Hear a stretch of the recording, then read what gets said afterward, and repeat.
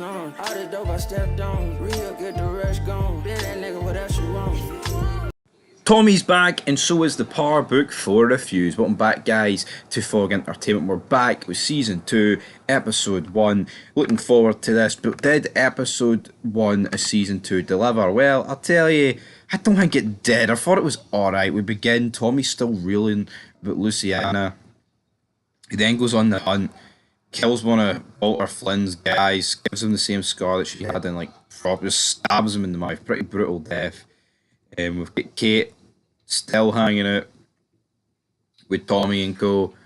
And what do you call him? That guy.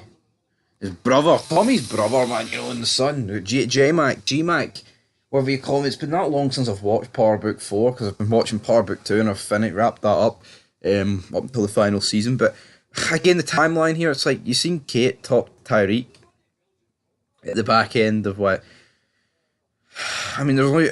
It looks like it's only been like a day or two since season 1 ended and this started.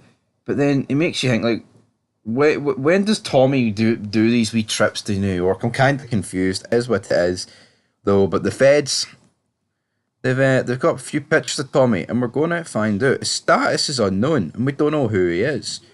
But when they reach out to New York for Tommy Egan, they say Tommy Egan's dead, and obviously it's hard to believe. I did point that out. It's like, surely Chicago and New York would be able to work together and quickly realise that Tommy Egan is in fact not dead, but it is what it is.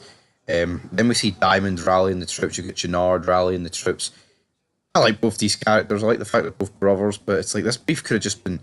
This beef that's going to probably rage on throughout Season 2 could have very easily just been stopped if Diamond put a bullet in Gennard. But now they're talking about putting bullets in each other anyway. Diamond, son, what you doing? But obviously, members of each crew aren't too happy. They kind of want to join the other side, but Tommy picks up a beef with this guy who's not too keen. He's like, slavery ended a long time ago, brother. Why are you taking orders from a white man? It's like, yeah, Tommy's just got plot armor here. If this was like, I've just got a feeling if this was real life, Tommy would have probably been killed by one of these guys, regardless of how good his relationship with Diamond is. Tommy looks like he could be starting a new relationship with a nurse who's like the brother of like the Connect in Chicago, like the cartel. Angel Rosario Jr., by the way, one of the henchmen, no real surprise. Diamond also has a new parole officer who's not going to be on the take, so how's he going to get around that? I'm not too sure. Then this guy who wants to run Chicago tells Walter Flynn that what's happened has been an absolute disaster and that the 4 horsemen came here and they all fucking died, and you know what, I can't believe that happened either, but he essentially asks for compensation. And then Tommy's like, oh, you know what, Tommy, not Tommy, Walter Flynn says, yeah, what about all the money I forked out during the Troubles back to the homeland? He's like, well, that's irrelevant, so yeah. Yeah, how's that wee Troubles going for you, big man? And I think Walter Flynn's days are numbered. Pretty sure he dies soon, which will suck, and his kids are still beefing with him. But Dahlia, though, that's still going on. The cook's still being held captive. But then, when Tommy leaks how to cook it, the cook ends up dying. There's your big Season 2 premiere death. Tommy tried to kill Walter, but then he goes into the apartment where all his kids are, and Tommy ends up not doing that. So, yeah, and it looks like the Flynn siblings are not going to work together anymore. Tommy then buys his brother a bar. So yeah, that looks like that's going to be some good ass shit, damn it. So yeah, are we going to see some interaction between the feds in Chicago and New York? Blanca Rodriguez, who appeared at the end of Season 1 of Force. There's just so much going on, isn't there? It's like between these two timelines, like, are we going to be able to sort this out? But Gennard, he's struggling here. All his connects are jobbing it left, right, and centre. And Crazy 8, the actor who played Crazy 8 in Breaking Bad, and this guy just does not age, doesn't he? Not? So that was good to see him. And we'll see how that goes. But yeah, like I said, the episode pretty much ends with Tommy killing the guy that joined Gennard's side. I don't know what. And also Jane Mac bleeds a bit more, and that nurse who he's been flirting with helps him at the hospital. Like, is it really... The episode, it was alright, like, but I thought it was like... You know, it's like a 50-odd minute episode and I've wrapped up in less than 5 minutes. It's like, what? Tommy's back, but what's going on? I almost feel like nothing really happened. It's like you could have missed this episode and not missed anything. Like Tommy kills a guy early on for killing Luciana, and Tommy wants to take over Chicago, but I mean that was his aim like a season ago. Even though yeah, he was supposed to go to California, and that kind of fell through. So is what it is. But guys, I mean that is pretty much it. I've wrapped everything up. You know, Gennard sleeps with this woman who was doing at the gym. The Serbs are, I mean, they're still a bit pissed. They threw Gennard a beating, saying that if he doesn't come through, they're going to kill him. So, I mean, what's going to happen to Gennard? I've got a feeling he will make it this season. But we'll have to wait and see who won't make it this season. I mean, I've had to do death predictions. I wouldn't be surprised if Diamond died this season. Walter Flynn, I'm pretty sure he does die. So yeah, the money situation for the Flynns ain't good. Walter's hump. So you could sell some of your assets. I'm not selling any of my fucking assets, big man. Anyway, I'll give this episode a 5 out of 10. I thought it was pretty bland. Like, not much happened. So yeah, come on, Power Book 4. Deliver on Season 2, or I'll be disappointed. We are well into Season 2 now as we start Episode 2 of Season 2 of Power Book 4. And crazy things are happening here. The body of Jobber, Weezy, that's his name, is found. And the episode begins with the detective looking at the body and his reflection being shown in the pile of blood.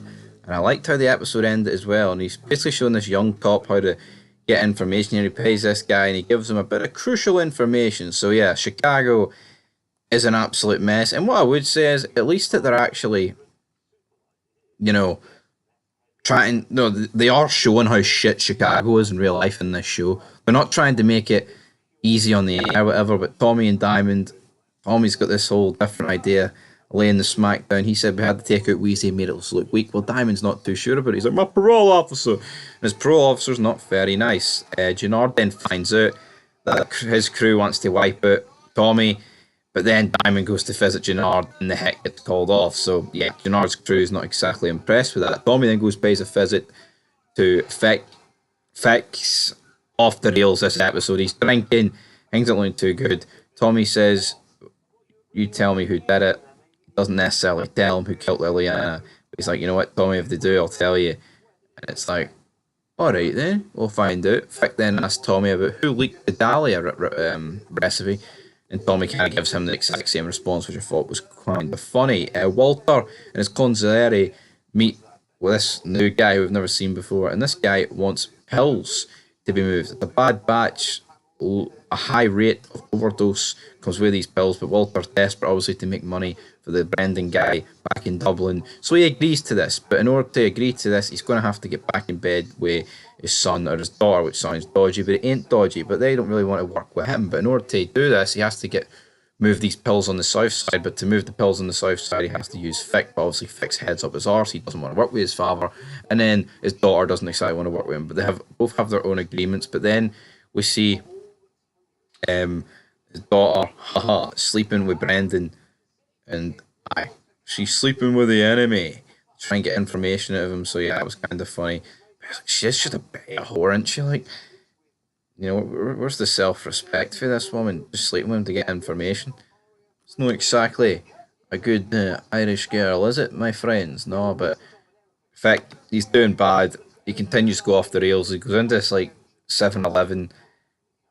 He then looks at this woman, and then they sneak into the back room. She starts sucking him off. He then, like, steals cash for the register. He's driving around, gets arrested. He's like, do you know who the fuck my father is? The name of my father? Yeah, Walter Flynn, within the Flynn organization, buddy.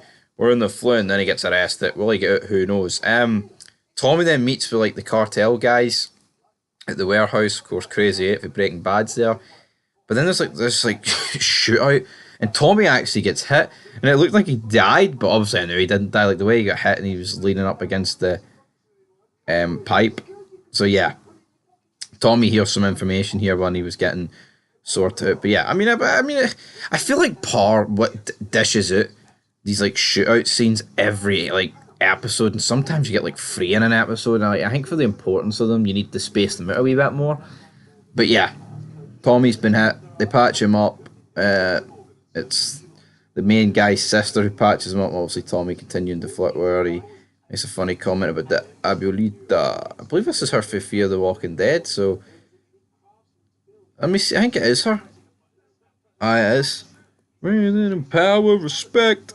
So yeah, that was kind of funny, but meanwhile, the task force isn't exactly going according to plan. But then the two guys that were told not to hit Tommy try and hit Tommy, and they end up killing a little girl in the process, which means the task force is going to be here. There was quite a few scenes in here between the cartel that were in Spanish, but for whatever reason, the subtitles wouldn't come on for me. So I've actually no idea what they were saying here. No idea. Gennard manages to pay the Serbs and the cartel. Obviously, things aren't looking good for his crew. I think they're called Treason. What a weird fucking name that is, by the way.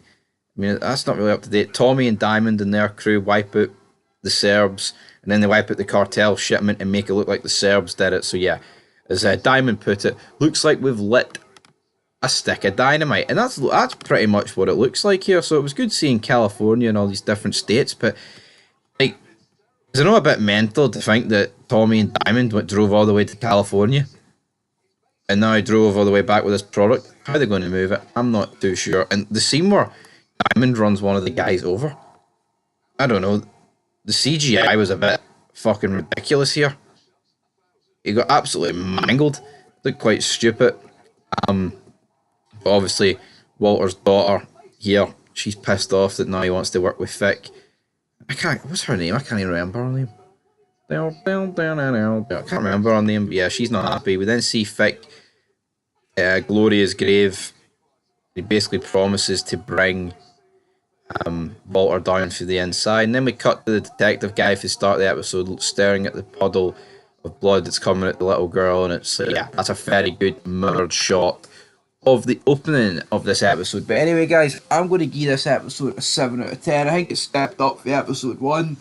But I don't know, I feel like this season's got a long way to go to convince me it'll be as good as season 1. I think season 1 of this show was quite really good, but we'll have to wait and see, guys. Anyway, 7 out of 10. Peace. Entertainment, back again with another Power Book 4 review. And it is season 2. It is episode 3. Before we get stuck into the episode, I'd just like to talk about the plot armor that Tommy Egan's got this episode, and just in general throughout the fucking franchise, alright? It's like, the guy in this episode has threatened... Did he threaten Gennard last episode? Or was it the beginning of this episode? Oh no, it was the beginning of this episode, right? So, he went to Gennard's front door, threatened him, Gennard bottled it. Even after Tommy told him, here, see that guy tried to kill me? Oh, you kill him or I will. And it's like, hold on. Gennard wanted this guy dead, Tommy, and now he's like bottling it. Then he went to Walter Flynn, right? Surrounded by about 10 of Walter Flynn's guys. Threatens him, and he's allowed to leave. Then he threatens Walter Flynn's daughter, right? And then it's like, he actually pulls a gun to her throat, and our 2 security guards just stand there and do nothing. Does no one else think that's a bit ridiculous? I hate when TV shows do that, though. When you've got somebody with like ridiculous plot armor. Like before he goes, but he got shot last episode. See him getting shot last episode, that does nothing for me. Like when he's out here doing things like this, like it's ridiculous, man. It really needs to be called out. It's like, see, in the real world, I don't give a shit who you are, right? And it's not like, I'm not saying Tommy's a nobody, but at least in New York there was weight behind him, like a crew. See, in this, you get the feeling if Tommy was killed, the CBI wouldn't care. They probably wouldn't even retaliate. Would Diamond retaliate? No, he's just a business partner, man. So, I just thought I had to call that out. I just do not grasp why he is allowed to walk around and you know, confront people like this and actually threaten them to their face while they're surrounded by like 400 people. I just don't get it, especially the one with Walter's daughter, who I can't even remember the name of. No, but it just doesn't work like that, right? I get it's a TV show and I say the real world, but even in TV show logic, man. What character have you ever seen this?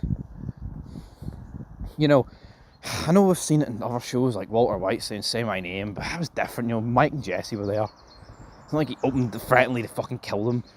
It's just, I don't know, man, I don't like it. I don't like this direction, and I say this direction, it's just like, am I the only person who thinks it's ridiculous that he is walking up to all his main enemies? How many times have those people said they're going to kill him, and then he goes up and threatens them to their face, and they don't do nothing about it? It's like, What? Like, how many times has Walter Flynn turned and said, I'm going to kill that bastard Egan? Well, we're waiting, Walter. We really are waiting. But like I said, episode begins. Tommy threatens Gennard because he killed one of Gennard's guys. Yeah, we'd have a fucking ball sack, Gennard. Absolute shite bag material, man. It's pathetic. That's what it is. Need to sort this. It's like, I actually do not grasp this, right? I get it. Diamond told Gennard not to kill Tommy. But Tommy is here sitting threatening Gennard because Tommy killed one of his own guys. Yes, the guy, right? It's like Tommy killed one of Gennard's own guys, Wheezy, right? Then the other guy, can't remember his name, does the drive-by on Tommy, kills the kid. But yet, it's like, yes, he disrespected Gennard, but for Gennard just to accept this at his front door, man, come on. Somebody tell whoever's writing this that this just doesn't happen, man. Come on, like the way they're booking Tommy, it's ridiculous. No, it fucking is ridiculous. The guy's got no, like, at least in like Power Book 2, right? It's like to had a family, it's a unit. Like, if one of them threatens, it's like, well, fuck, if we kill him, there's a whole group of them. Tommy, like, I just don't think CBI would retaliate for Tommy at this stage of the game. I don't. And that's even Diamond included, so come on, folks. I think we need to realise what's going on here. But yeah, anyway, enough of me talking pish. I don't get that. The detective guy, he's trying to find the guy that did the drive-by shooting. Goes to the grandma's house. She's like, don't like you give a damn about poor little black boys killing each other on the street. See this though, right? I just don't get it. See this logic that oh, poor him, he's ended up in gang violence. Oh, poor him. How about you just don't get into it? And see people go, you have to. No, you don't have to do fuck all, right? You're your own person. If you're manipulated by other people, you're weak. I'm sorry. Like that's it's like smoking, doing drugs, gang banging, whatever. You're weak, alright? You don't have to. No one forces you to do shit. Alright? Now yeah, if someone's holding a gun to your head and forcing you to do something, that might be a wee bit different. But peer pressure, yeah. And for her to spin this on him, man, it's fuck. He should have slapped the head clean off her right there and then. Anyway, move on. We've got Gennard confronting this guy, and his grandma's like, you want cookies? You killed my grandson. It's going to be real easy to recognise someone with a cauliflower ear. Anyway, he ends up killing him at the end of the episode. The Serbs threaten him again. And, yeah. Not looking good for Gennard. The episode ended with him doing drugs. Oh, fuck. That's such a powerful ending. A weird ass episode. That pretty much wraps up Gennard's part of the episode, which wasn't that good. But anyway, it is what it is, folks. It is what it is. It was Tommy to this episode. Like I said, he met with Walter. Again, he just threatens this guy to his face, and it's like Walter Flynn is such, like, he comes across as such a badass, but if Tommy Egan, right, was a jobber character, like a no-name, he'd just fucking shot on the spot here and cleaned up and thrown in the, is it Lake Michigan, is it? I don't know. That big ass lake you've got here in Chicago, whatever Tommy said. It's just annoying me, but yeah, he pretty much finds out that Olivia Flynn? I can't remember what the daughter's name is. He pretty much knows it's her, but he can't get confirmation. Like I said, he pulls a gun on her, and these are two guys don't do anything about it. And yeah, he kills like another one of them because he won't admit that she's the one that killed Olivia. And it's like, hold on, how many people is Tommy going to kill for the Flynn organization? Like, he killed a guy in the premiere, tortured him, killed a guy here, and Walter Flynn's just sitting doing nothing. Come on, how can no one fucking realise how ludicrous this is, man? It is fucking ridiculous. You cannot spin this. Walter Flynn is losing men like every episode to Tommy Egan, and he's just letting them go on about a day. No, man, that doesn't make any sense. Come on. I mean, I'm honestly not grasping here at any of this. Like, well, what is going on? Diamond gives free haircuts. This kid who gave a speech about gun violence got killed or beat up. You gotta defend yourself. Fair enough. But yeah, he's probably going to get found out by his parole officer. I can see him killing him, to be honest. But yeah, the show it's almost frustrating to watch. It's like, how many people is Walter Flynn in his organisation. Then he talks about, I don't give anybody up in my organisation, Tommy. It's like, well, I mean, if you're letting Tommy kill them, you may as well be. So, I guess episode 4, I thought it was just, didn't make much sense. Wind aside, peace.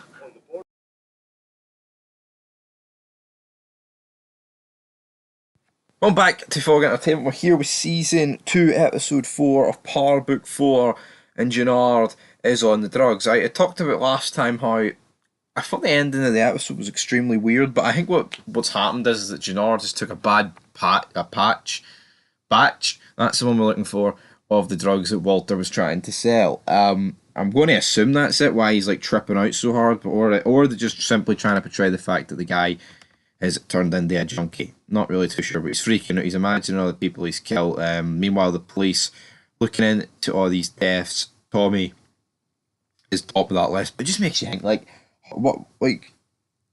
if he's faked his own death, right, in New York, then why is he like not under arrest for that? He's still driving around in his pickup truck, not doing much.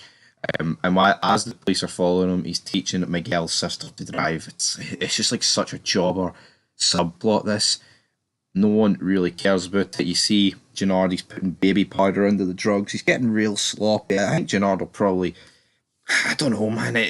It's almost weird that, like, you get CBI split in half with this treason group, even though most of treason have now fled the nest, so to speak, and they're going to join other crews. You almost feel like, what is the point of Gennard even existing? Like, he's getting threatened every episode by about 10 people. I mean, Tommy went to his front door and threatened him, and what did he do, Gennard? Yeah, he did nothing. He literally just let it happen. So, again, what's Gennard doing? Not too sure about him in that part. Tommy is then spotted by one of Miguel's crew with Miguel's sister. The guy follows Tommy into the bathroom, and Tommy just kills him, and it's like, well, I get why he killed him, because, I mean, it was self-defense, but what does this achieve? And then he just kills him, and it's like, how does Tommy get away with all these murders, man? It's funny. Yeah, and you get D-Mac out on the streets. Tommy ain't too impressed though with D-Mac. He's like, if I find you in those corners hustling, then I'm going to kill you. But it looks like D-Mac could be about to get a love interest here called Genesis. Do we care too much about that? Probably not. Tommy though, he sees Diamond with this cop, the dirty cop for last season, who takes the money. Essentially, Diamond agrees to give the guy 50k, meets up with him later, gives him the 50k. The guy wants another 25k. And I'm really wondering at this point, why the hell Diamond just wouldn't kill this guy. Yeah, and before, oh, but he's a cop. Yeah, but he's a dirty cop. You know, you can't just be forking out 50 Gs, 75 Gs every time this guy wants a bit of money, so don't really grasp that. Fick is then told by, is it Ophelia? I'm always forgetting her name. They head down to Gloria's bar. I mean, the fact I can remember Gloria's name, but not Flynn's daughter's name. And it turns out it's actually a bit of a strip club, which Vic is pissed off about, and this is just stirring up more towards going against Walter. Polly then meets with Brendan, essentially goes behind the back of Walter. Walter said he would get the money to Brendan. Polly don't even dare about it. Because he did, Brendan jobs Polly out, says that he went behind his back, and then Walter essentially fires Polly. You can see that I think Walter Flynn, great character in season 1, right? And he's come out with some great lines this season, but I think they butchered the character. I do. I think they butchered him.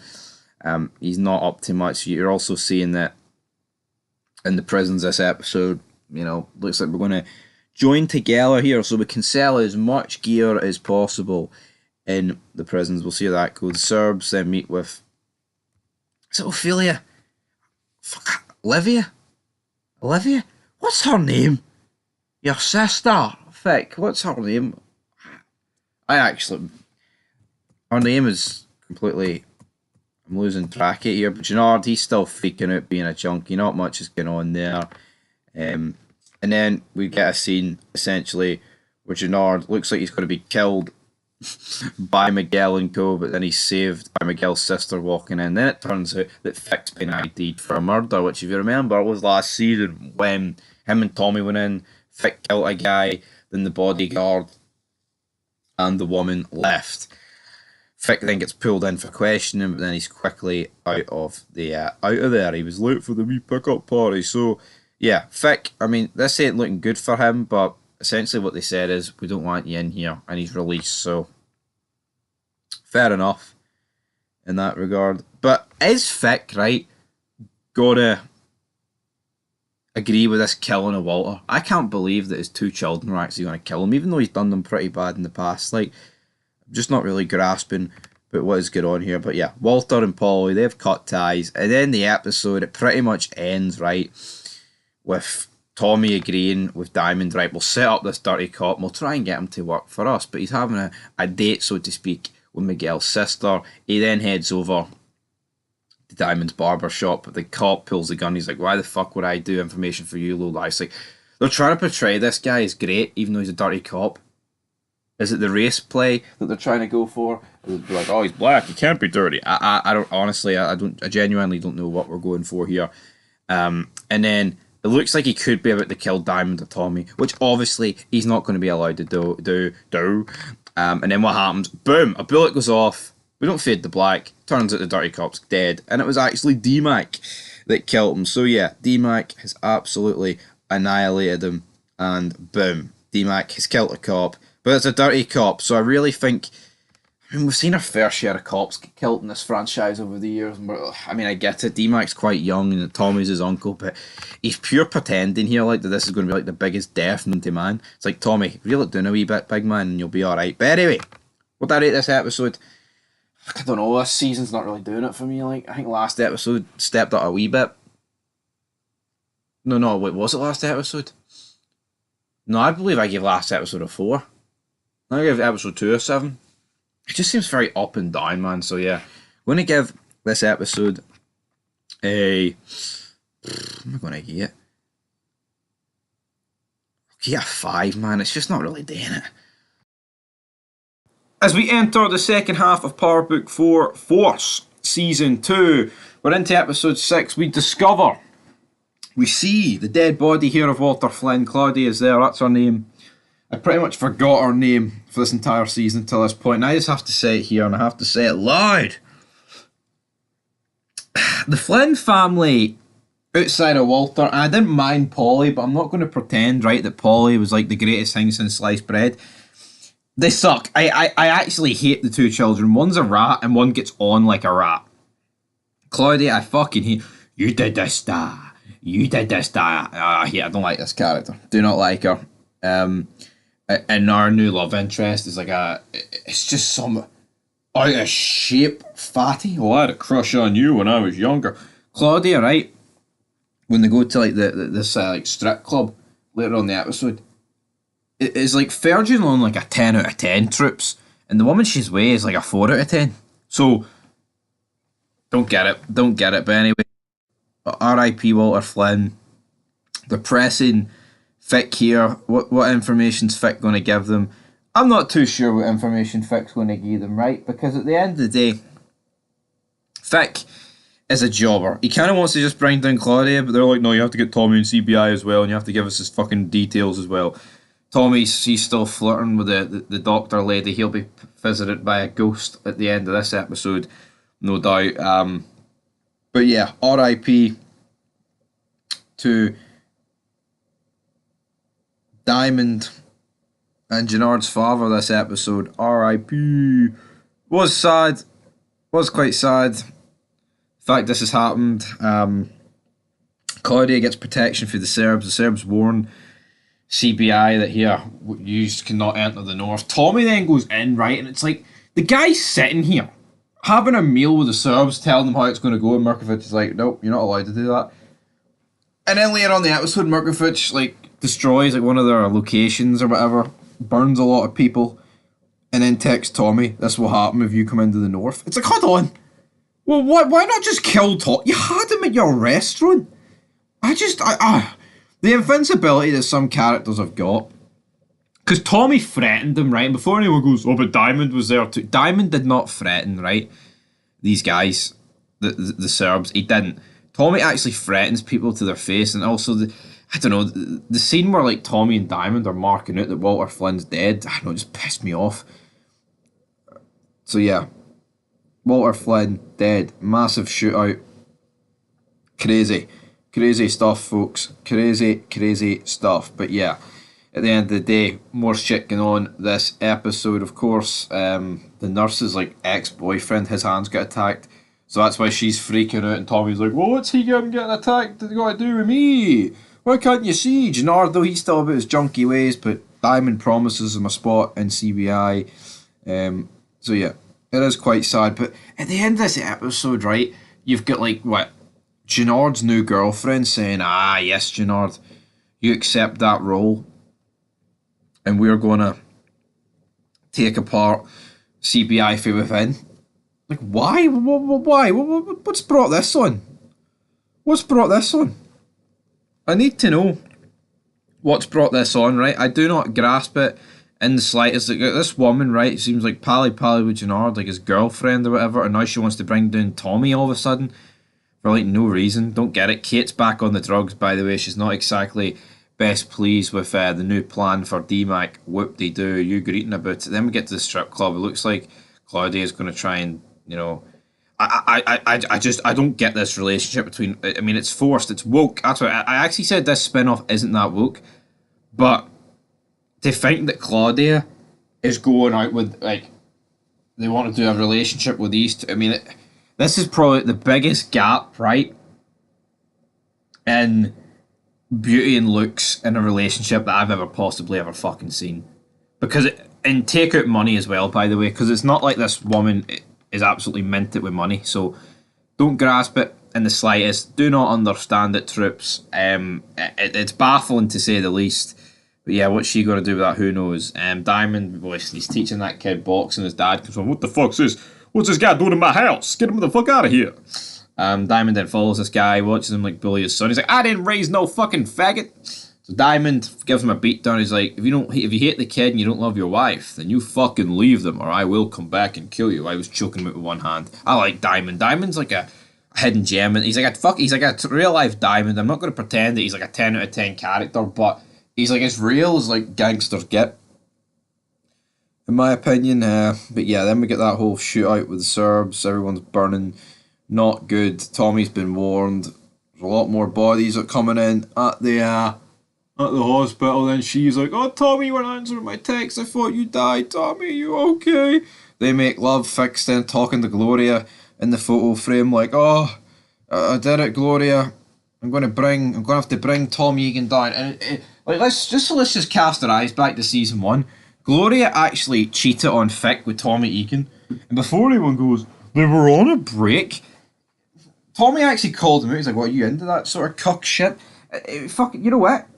It seems like he is. Fick, I just don't get how he treats Tommy Egan with so much respect. Like, I'm not saying Tommy's ever thrown it up in his face, right, that he slept with Gloria, but at the same time, man, it's pathetic. It really is pathetic. Like, the way Fick, like, this love story they're trying to portray with him and Gloria, it is almost like forced, isn't it, man? It is. And then again, just like fucking Claudia greeting about Fick getting most of the stuff. Fick basically cuts ties with her as well this episode. Do you really care? Do you give a damn? Not really is the answer here. And then Tommy sees a ghost from his past as we end the episode. I recognise the voice straight away. It's Holly. I actually thought Holly was a pretty decent character in the original Par, to say the least. Thought she was, you know, a solid girlfriend of Tommy. I actually thought she would have died when she got shot. And what do you call it?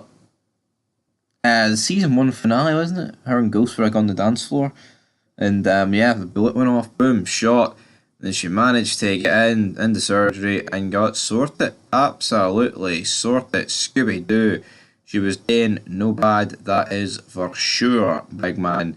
But then what happened, of course, she got choked out by Tommy, and things didn't end too well. So yeah, she basically says that you're going to end up doing to your wee doctor friend here what you did to me, and then she disappears. So what's Tommy going to do? Everyone he loves kind of just dies and disappears, so who knows? But I don't know, man. I think that this season's just not that good. Like, they're killing off a lot of people that, like Polly and Walter. It's like, I mean, during the fucking mid-season as well. Like, Was Walter just sitting around waiting for this to happen?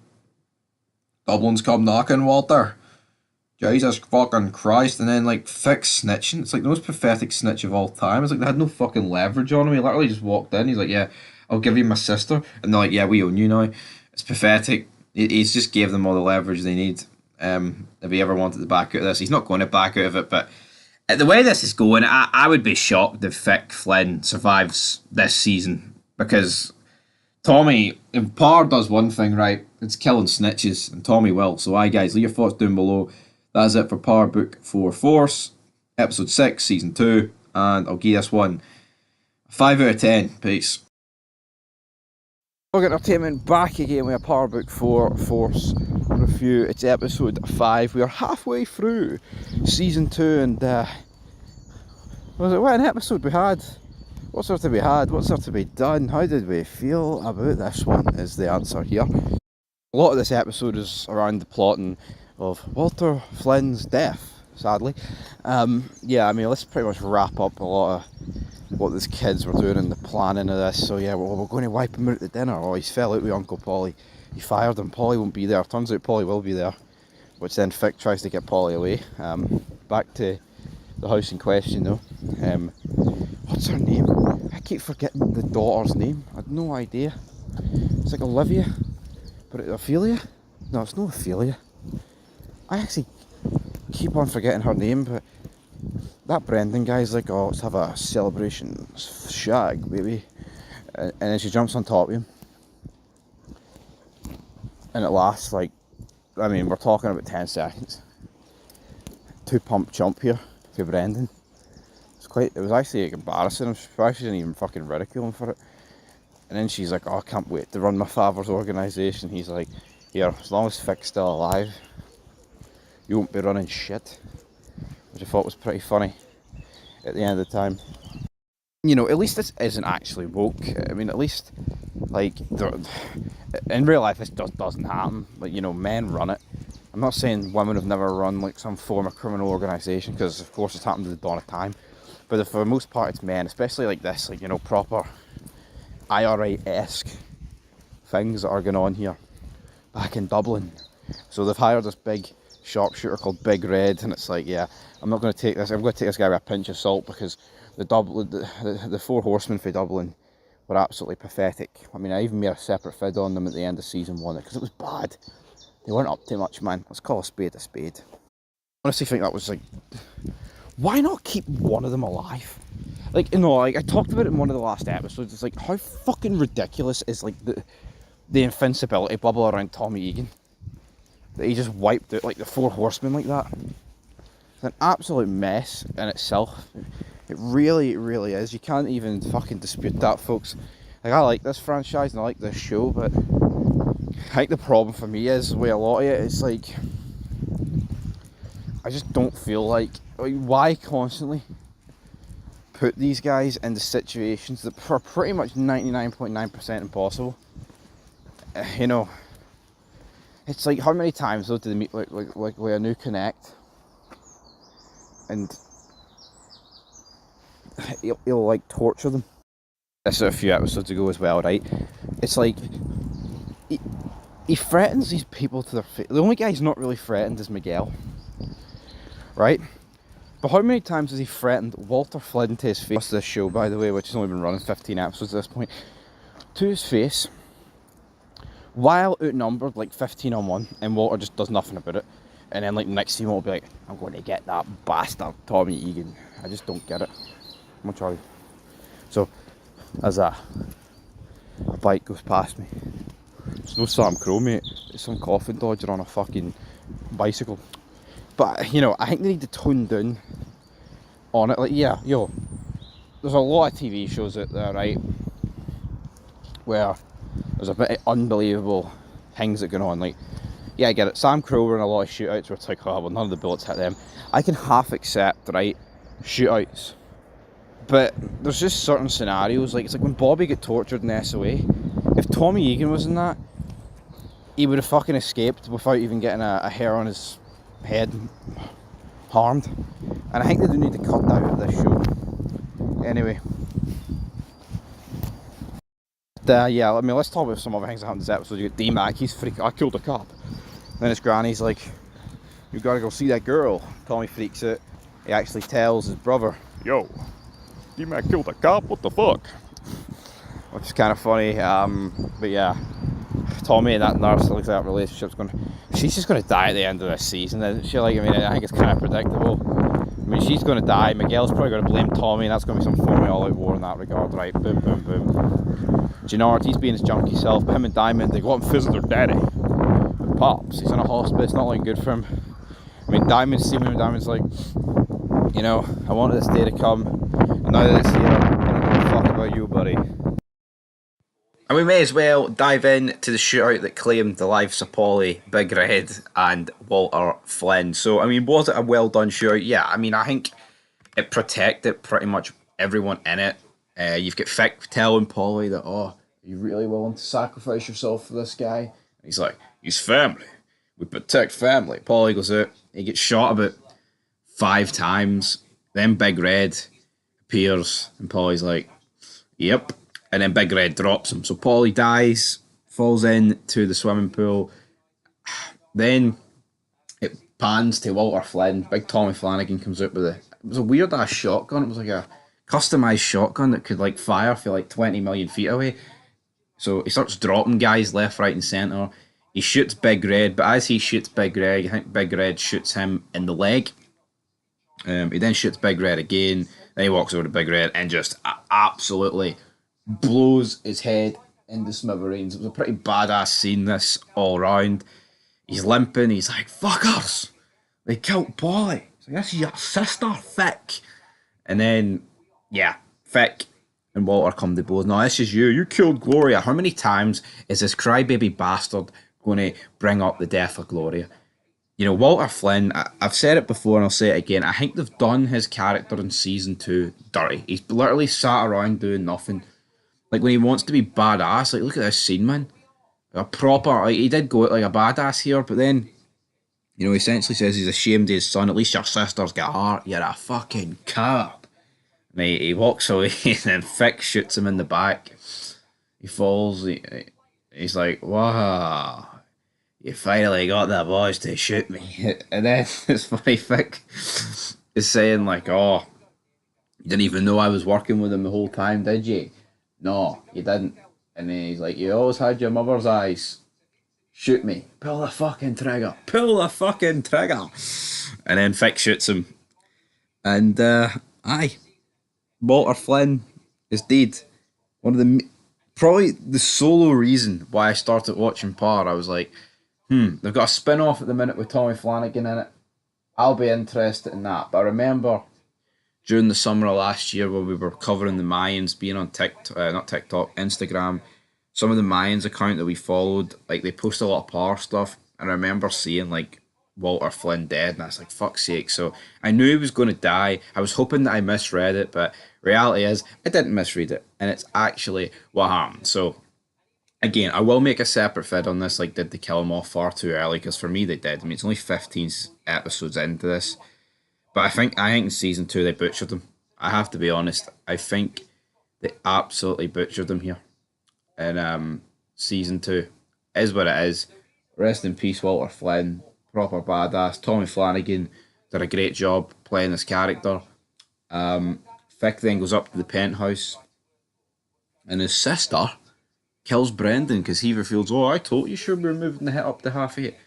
So yeah, kills him. Fick knows. Fick then goes to the police. He's like, I'll give you everything you want on my sister. I've had enough of her. I want out of this life. I made a promise to someone I'd get out of this life. I'm going to do it. So yeah, it looks like Fick's going to rat, but in order to rat, he needs to infiltrate CBI. And that's pretty much it. I mean, the rest of the other stuff happened here. Like, yeah. Gennard and Diamond's father dies. It looks like Gennard's going to join CBI. Even if he has a rejoin CBI, sorry. Even if he has a junkie. Then you've got them sending D-Mac to some, like, you know, youth facility because he needs to lay low. You killed a cop. Who cares? You know, once... Like, when Walter Flynn dies, like, the 36th minute mark in that shootout, when you've got all this stuff after it, you really need to... You know, I think the final scene of this episode probably should have been Walter Flynn being killed by Fick. But That's just my preference. Anyway, what I'm going to give this episode a 10. I really enjoyed the show, but I'm just not enjoying this season.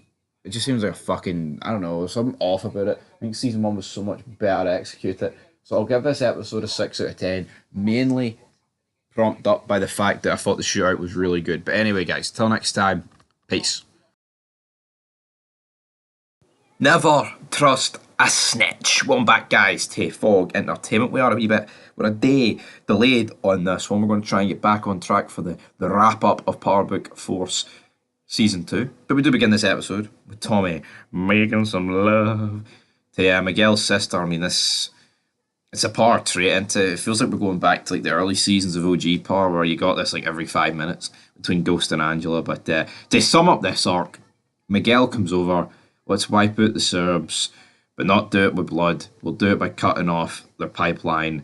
And then later on the episode, she visits Tommy again. And who sees it? Gennard. Gennard sees it. Holy moly. Gennard sees it. What's he going to do? He takes a couple of photos, videos, etc. And then we've also got some other stuff going on there with Gennard, which we'll get to at the end of the episode. Will he use this leverage to get Tommy out of CBI? No, he won't. It's ridiculous. But anyway, then we've got Diamond, piss test. The guy's telling me, you're a good boy. How about you do a little speech at the ceremony? Alright, fair enough. Diamond reluctantly finally agrees to it. The task force, though, they're pressing Fick. Fick's having to wear a wire, which is like, it ain't 1985 anymore, Fick. The wires are pretty much undetectable, and it was a chain with a switch on it. Will I be able to get any good information on this? Who knows?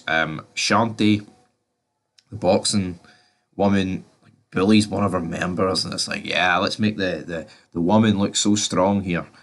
It's probably be up Gennard as well, to be fair. But then we get like the meeting of all the crews, and essentially they're going to get the DSDs on board.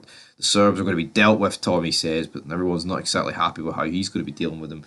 Then Fick and Gennard have a conversation, which I thought was alright, but how's this going to go down? Well, I'll tell you how it's going to go down. Tommy and Fick are going to meet with the DSDs, and then we're going to get Diamond.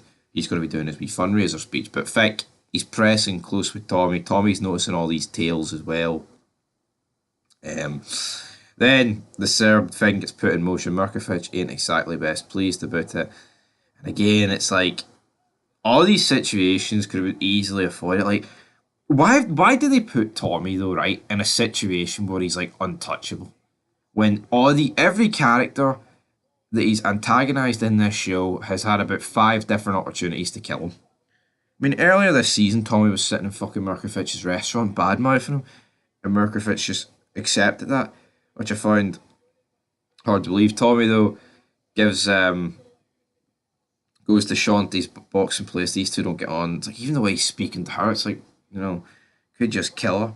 At the end of the day, with Embassy Claudia and her lesbian friend to get her jewellery stole off in the club, it looks like they've made a deal with Shanti. How's that going to go? Guess we'll have to wait and see. But again, it's just not really doing anything for me, Claudia. I don't like the Flynn children. I think Fick, right, had so much potential, but he just turned into a whiny little bitch ever since Gloria died. And it's a shame they actually kill off Walter and Polly.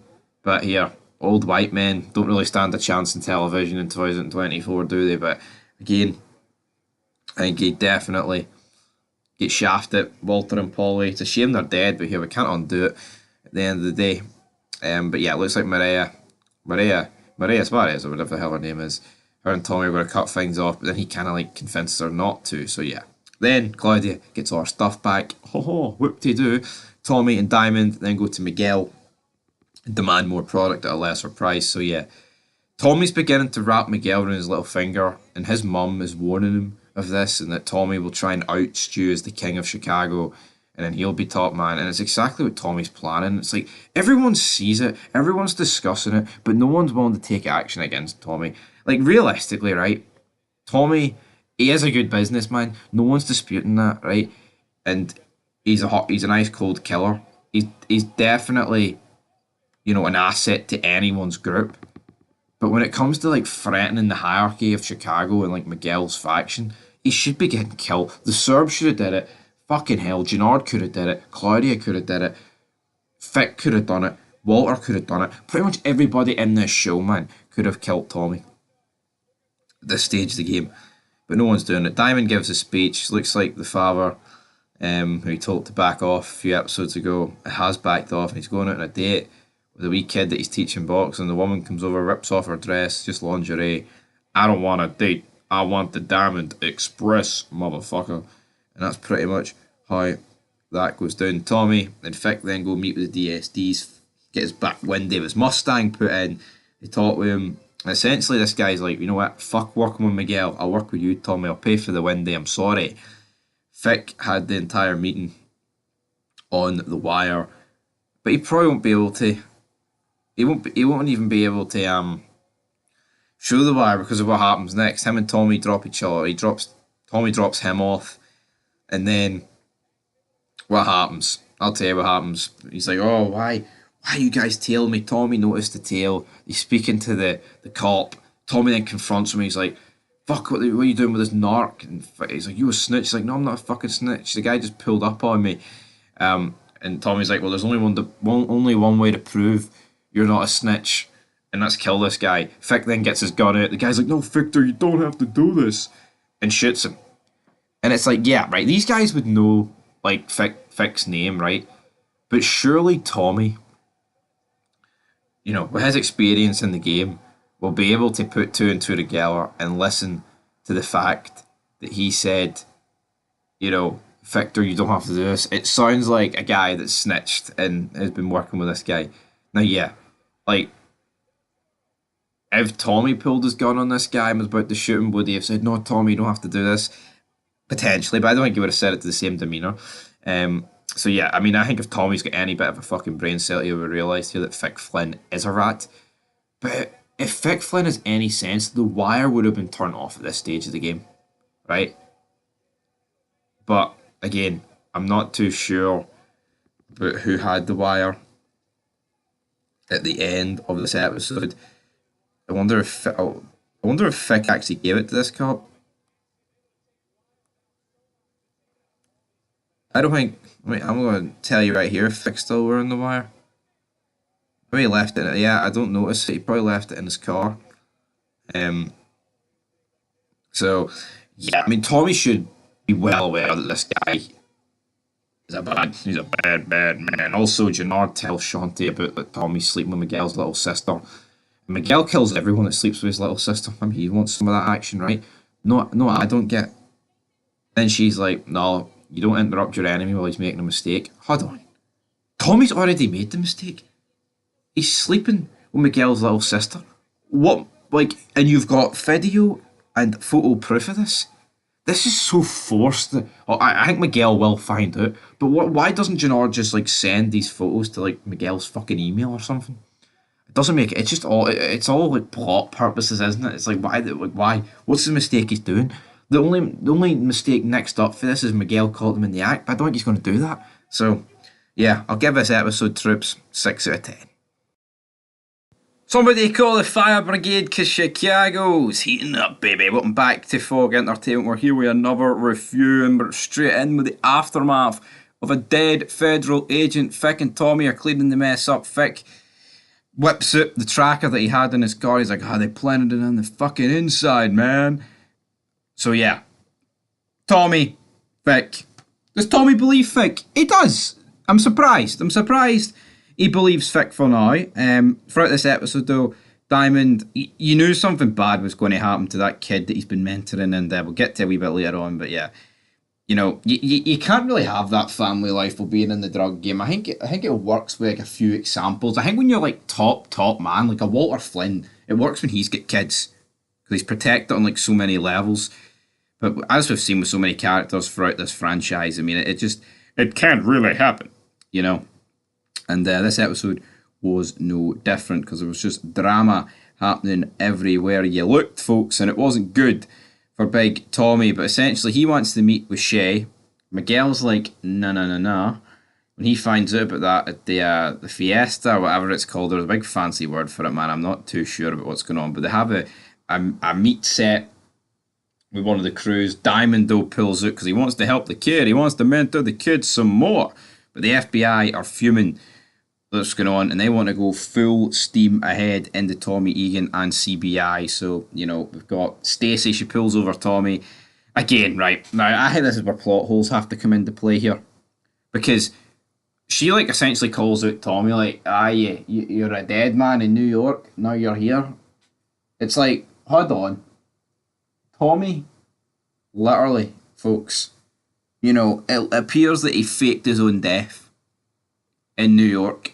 Now, you can maybe argue, well, my teeth fell out or something at the scene and I ran away, but I mean, he was in a high-speed police fucking chase, man. How can you spin it any other way than this? How's this guy not in jail? So, again, do not grasp it in the slightest, but is what it is. Plot armor, whatever, I think it's just poor writing. It's the problem they created for Tommy. Like, at least in, like, season 1 of Force, like, no one really knew who he was, but then I say that, it's like he started introducing himself and it's like, Tommy fucking Egan, you know, as Walter Flynn would say. So again, is what it is, but I think it is ridiculous that no one is like seen any of this going down. Fick though is confronted by Tommy. Fick, he's freaking out because the police are now going to keep him on a pretty short leash at the end of the day. Tommy then confronts Gennard, starts choking him out. You motherfucker, but looks like Gennard is going to get back in Tommy's good books at the end of the day because, of course, Fick's the one that told Tommy that Gennard knew that Claudia was making a deal with Shantae. Tommy finds all about all that and he's not really too bothered. He's like, keep it going, but I want to know everything that she's doing. Which I think was a fair enough compromise. But again, all this just feels cringe. It's like, why doesn't Tommy just act on Claudia now? I just do not grasp it, man. It's like same way like Walter, they all wanted to kill him as well and did nothing. And it almost seems to be like a continued trend of power to do this sort of stuff. Not really too sure why, but here, they do it. There's not much, it's not going to change now, but Claudia getting threatened by the Serbs. The Serbs then attack the meet that Gennard, Fick and Tommy are at. Which, of course, Diamond ain't acting because he's busy and there's a good reason for why he's busy, damn it. I'll tell you why. But, yeah, Kate then returns, says, I had to take care of business in New York. But then, it's like, where is the timeline here? Because in Power Book 2, right, she tells Tyreek that she knows about her grandson. So, when does the timeline get caught up? I mean, I'm all for timelines, but you can't be doing what Power does, and I feel like there's just it's a whole humbo jumbo like at this stage of the day. But D-Mac, he's up in that facility still, but looks like Gennard has gained the respect of Tommy here because he saved his life, damn it. But yeah, Diamond then drops his wee buddy off, his stepson at this stage of the game, and then these two kids threaten him. Oh, you think you're Mr. Good? Diamond's like, yeah, teach him, man, you fight. And he actually stands up for himself, but what happens? He punches him. He's like, yeah, I did good, Mr. Sampson. And then the guy who just can't handle getting punched, his friend whips out a gun and fucking just shoots the kid. It's like, holy shit, man. It's like, if there was ever a scene that probably summed up Chicago as much as this, oh man. Yeah, an absolute disaster. But yeah. It just shows you, though, if Diamond came over and diffused the situation straight away, he wouldn't have been killed. It was sad. Diamond seen it coming, and, you know, he actually felt for this kid. I felt for this kid. It was a sad scene. I like Diamond, you know, he may be like a leader of a big, dangerous drug gang, but he is like a straight shooter. He's a good human being. The kid gets shot. He gets shot in the heart, man. When you get shot in the heart, you've got no chance. Unless you're a ghost, because a lot of people seem to think he's alive. The mother then shows up, blames him, Diamond for this. I mean, it's not even his fault, but again, she did say that, you hang around with my boy, might get him killed. It had nothing to do with CBI, it was just he was getting bullied and one of them had a gun. I mean, that's pretty much it. Tommy makes things good with Shay. Looks like Shay's beginning to like Tommy a wee bit more than Miguel, I would almost argue at this stage of the game. It's always time to talk business. Maria then gets confronted by the FBI leader. So it's like, oh, Tommy's a bad man. You got to stay away from Tommy. Fick Flynn then admits to them that Tommy was the one that killed the agent. Again, how can Tommy come back for this? Like, what amount of fucking plot armor's going to save Tommy for this? You know? mental. Mental to say the least. And then the father tells the parole officer, Diamond's a drug dealer, and he also got my son killed. You've got Diamond, he's pouring drugs and money over himself. I'm a fucking drug dealer that gets kids killed. Oh yeah. Tommy then confronts, like, oh, you've got to do better. You've got to do better, big man. You've got to do better than this. You've got to do it. Tommy also found out that it was a rat, had to be in the organisation, and I think he might have thought it was Diamond here. But then when Diamond slices the throat of his parole officer and the blood sprays all up the walls, that confirms to Tommy that Diamond's not the rat, because he's literally just killed like an agent. But then, I mean, I guess Fick did the same thing, but yeah. Pretty badass scene, like the blood spraying out the scene, and Tommy's like smirk as if to say, Diamond, you're not the rat. What a guy you are, buddy. That's pretty much what this said. So yeah, guys, that's what we're going to leave this review. I think this one was better than the last couple, that's for sure. I think, remember someone commented to me that like Par has this gimmick where they like to make episodes 3, 8 and the finale feel the most important, and I think there is a decent enough trend to that. I'll give this episode a 7 out of 10. Come on, Power Book 4 Force, end strong, because season 2's been a bit shite in parts, absolutely. So come on, end strong. Till then though, peace.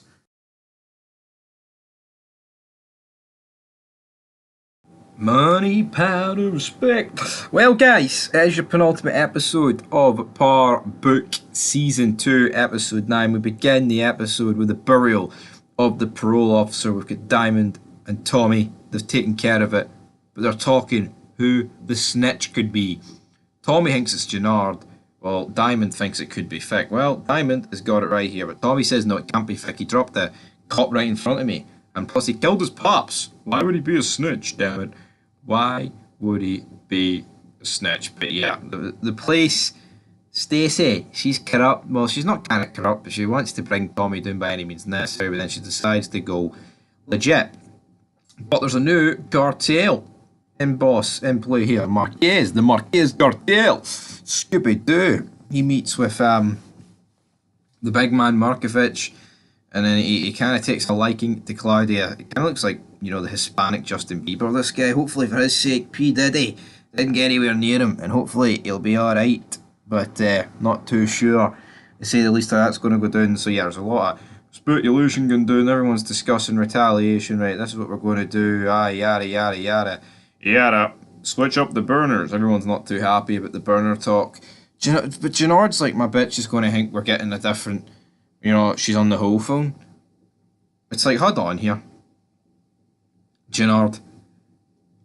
What I don't get about that is, like, you're with the boxing girl, Shanti. She's like in this. She knows you have to switch up the phones. So it doesn't really make any sense. Like, what's her fucking... And Tommy knows about that. Anyway, just, I'm kind of confused about what is going on there in that regard. It is what it is. I guess we move on from this situation. But yeah, they've got a warrant to bug Tommy Egan's apartment, and they're going to use Fick for that. Will that go down? I'm not too sure. Diamond apologises to Leon's mom. She answers the door, but then the dad appears and he's like, you won't be bothering us for too long. And he's like, what the fuck you mean by that? Then the door closes. Gennard then hand delivers this guy later in the episode to Diamond, and Diamond just drowns him. He's like, you told your son he couldn't be anything. You didn't love him. You didn't fucking love him. Kills him. So yeah, Miguel then meets with Diamond and him are talking. He's like, maybe CBI and us could come together and we could kick Tommy out, because I don't see too much of a future for him, which I thought was definitely kind of funny. Definitely kind of funny. But then, as they're leaving, an explosion happens. Holy frickin' moly. Abuela, the grandmother, Miguel's granny, his gran, is dead. Blows up. It was a car bomb meant for Miguel, and it turns out his right-hand man, Angel Rosario Jr., that is the actor. He was in Mayans, he was in Tulsa King, he's in this. What does this guy not do, man? He seems like he's in every show these days. Guy's just in a hell of a lot. G-Mac, big man, JP, gets a phone call. Turns out D-Mac's actually left the accommodation. That's not good. Isn't too keen on him and his and Shanti's plan that involves getting rid of Diamond. No wonder, it's his brother. Vic and Tommy then decide to kidnap this guy, torture him for information, but at this time of the game, what happens, guys? I'll tell you what's happening. They're going to attack Markovich, so we're going to make a phone call for that. We did have prior to this, the grandmother's funeral didn't exactly do much for me. This Diamond also is getting it heavy because his parole officer went missing, and Gennard essentially gives him an alibi. Gennard has been backing up Diamond something chronic the last couple of episodes, which is good to see. JP apologises to his son, D-Mac, I'm sorry. Then he kind of like accepts Kate's apology as well. But yeah, then the hit from Miguel on Markovich goes sloppy. It goes sideways because, of course, this shitstorm was put in motion by Nunez ringing on behalf of Tommy. Tommy told him to ring, but then it's like Tommy decides to hand deliver this guy to Shay and Miguel. Like, well, what if they took the mouthpiece off and this guy's like, Tommy told me to warn Markovich that you'd be attacking. So yeah, mental. Markovich and like three of his guys managed to escape the ambush. A lot of the Serbs die, but here it looks like the beef is still alive. The beef is still going. So the Serbs live to fight another day. But in order to get in bed with the Marquez cartel, Claudia will have to put a lot of money in, and her new girlfriend does it. And I just don't get this relationship, right? She's an ugly cunt. I'm sorry. Whoa, that may sound too extreme here. But that's what's happening. You know, I can't spin it. I can't change it. I don't like it, bro. You've got to believe me. I just don't. I actually do not grasp why she's in this lesbian relationship with her. You know, quite an ugly woman, to say the least. Do not get it in the slightest, but anyway, I guess I digress. And then we get towards the end of this episode. Tommy, oh, he thinks there's a frickin' rat. He finds out fae the lawyer there's a rat. Kill him all, kill him all. Gennard and Diamond, though, they look stronger than ever at this point, and it turns out this one phone number has been ringing off the charts with the feds, and he knew this is how he was going to be able to track them down. And who is it? None other than Vic Flynn. He follows Vic, he sees him talking to Stacy, of course, head of the FBI. So yeah, is Tommy going to kill Vic? Probably. And it's just weird to think, right, that this show, probably after the next episode, the entire Flynn family are going to be wiped out pretty much for Chicago. And it's like, when this show started in season 1, episode 1, the Flynns were the top dogs. And I don't like the direction they've took with the Flynns. Tommy Flanagan, great character, I get it. Great actor, sorry. Great character in Walter Flynn. He's old.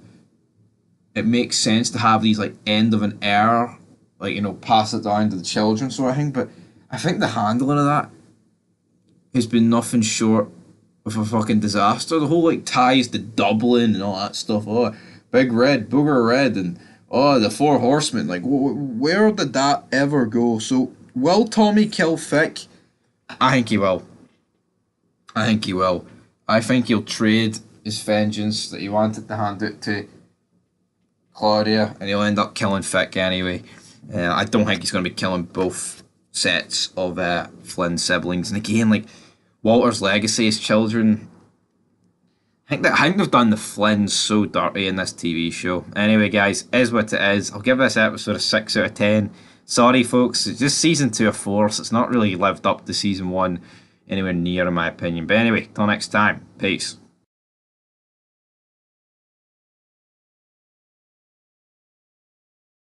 It is season 2 finale time for Power Book 4, episode 10 of season 2. There's a lot of 2s getting flown about there. There's a lot of 4s as well, but finally, I'm up to date with Power Book 2, and I'm up to date with Power Book 4. And soon, the reviews for Raising Kanan will be out on the channel, guys. I haven't watched any of it yet, so I'll probably just delay it by a week. Normally what I've been doing is a Monday to Friday thing, but yeah, fell behind towards the back end of this season too, because had a funeral and shit to go to, and it delayed the process. So yeah, we're a day behind, but you're getting this review nonetheless. But we do kick off the episode with Diamond and Tommy pissed at each other about the rat. Tommy's pissed about that it's Flynn, but I mean, I would have bet good money that Vic Flynn would have died this episode.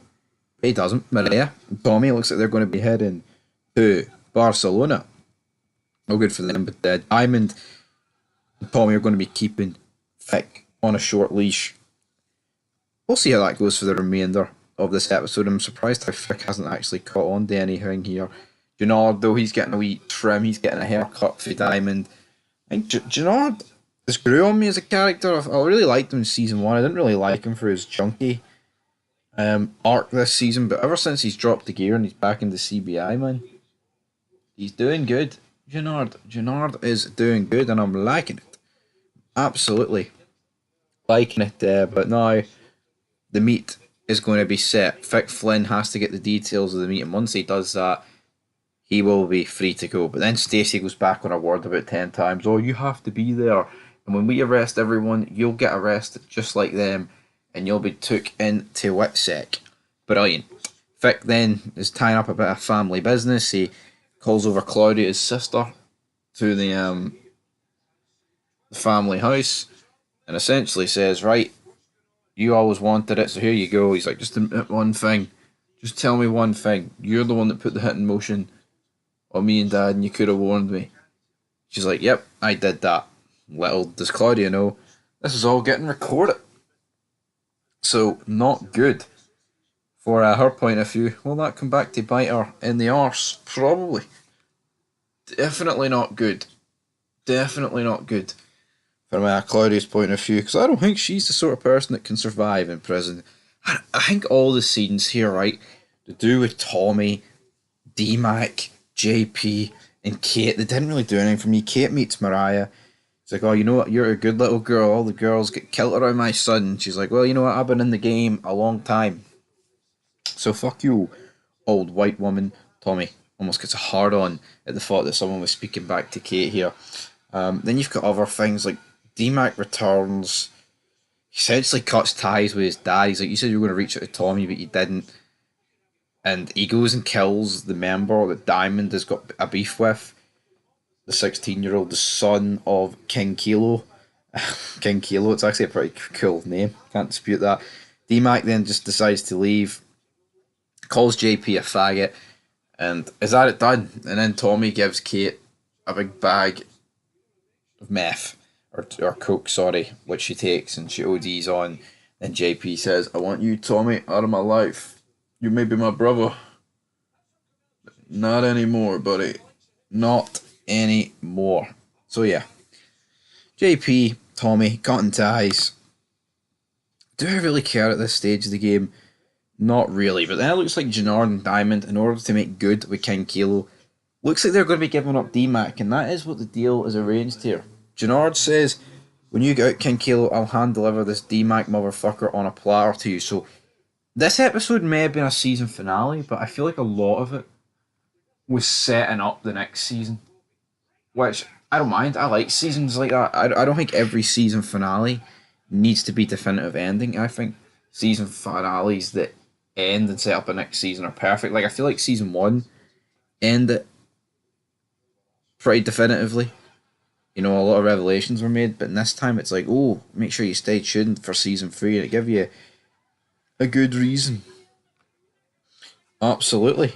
To stay tuned for this stuff. But Miguel, things are falling apart for him, but the Serbs get arrested here in the task force with Claudia, which obviously it was supposed to bring down Tommy, but the FBI guy, he said this, he said the information doesn't sound right. Turns out it wasn't.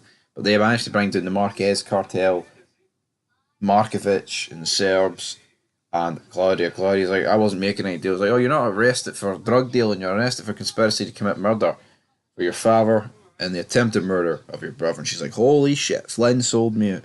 Or Vic Flynn sold me out. She did, absolutely. Shay then splits up the territory, he gives Miguel his own bit, and he gives Tommy CBI pretty much what all the Serbs had. So CBI are growing massively. We also have Miguel's right hand man, Crazy 8, try and kill Tommy. And it's like, why was Tommy pretending here to be dead? Like, the guy had the gun pointed at him the whole time.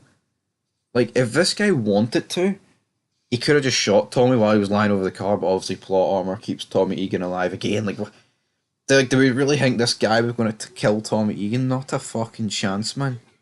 Seriously, not a chance. They then ring Claudia, who's in jail. And what happens? She gets stabbed. She's not dead. I'll make a vid on that at a separate time. But then the episode pretty much ends. Everybody is good. Everyone's plotting their futures. Vic, he's worried that he's been found out. But then that's left as a cliffhanger to the next season. Tommy's like, you know what? There's one thing about an FBI snitch, you keep them. Because you know what? You might need them. And yeah, so Vic's probably going to be kept around for a bit longer. I could see Vic maybe escaping this life, you know. But there was no real big character deaths this episode. Then it ends with Tommy ringing Maria. Turns out Gennard and Shanti are the ones that sent that photo of Tommy and Maria to Miguel. Miguel's found it. Miguel's smoking. He's like, Tommy, you're never going to see her again. Barcelona. Yeah. Catalonia. Never. Spain. Yeah. Si, senor. And that's pretty much it. In that regard, Tommy lets out an outburst because it looks like he'll never see his girl again. And that is pretty much where the episode ends, guys. I thought it was like I said, it was an alright season finale. It wasn't like, you know, your big, holy shit, man, what a death. What's going to happen in season 3? It was more of a, right, this episode's been set up for season 3 rather than like a definitive ending. So, I mean, what would I give it out of 10 this episode? Yeah, still enjoyed it. One of the better episodes of the season. I'll give it a 7 out of 10. But I can't help but feel season 2 has been a bit of a letdown. I would probably say, I mean, I'll probably work out the average rating, but I would say the average rating for this show is probably about, 5.5 out of 10? Which isn't, I mean, it's not good.